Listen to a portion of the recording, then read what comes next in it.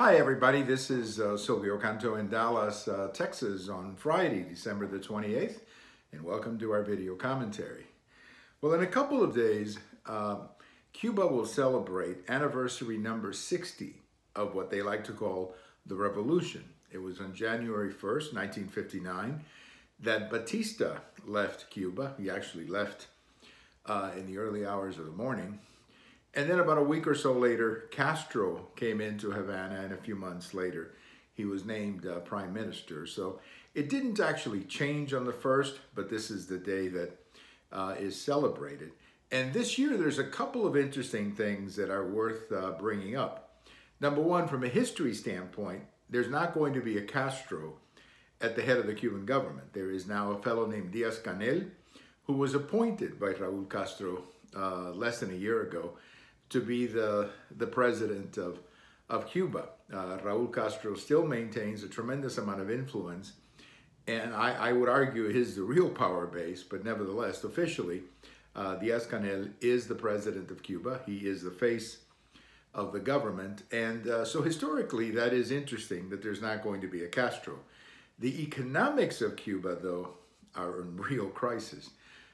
In fact, Diaz-Canel himself was forced to admit that all of the projections, all of the economic projections, GDP, productivity, everything is down.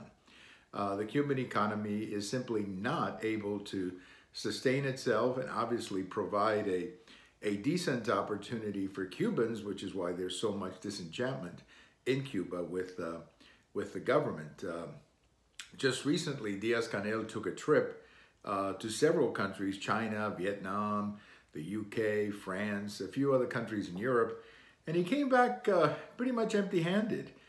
He was not able to get the kinds of commitments that they were hoping for, commitments of foreign investment in Cuba.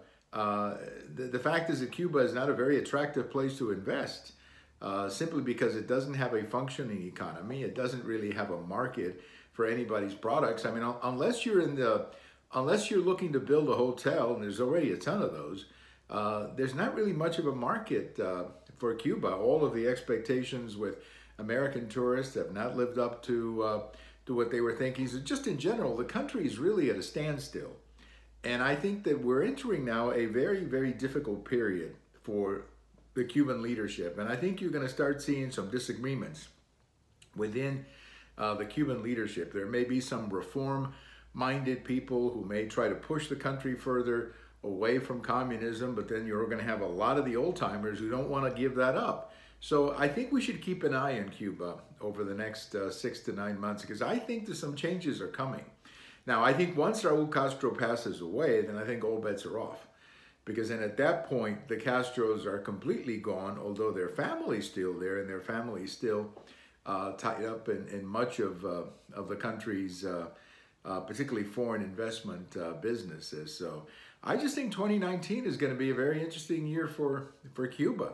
And I would not be surprised to see some major changes in Cuba, because there's great disenchantment, particularly among the young people with the Cuban government. There's a sense that, hey, this is not working.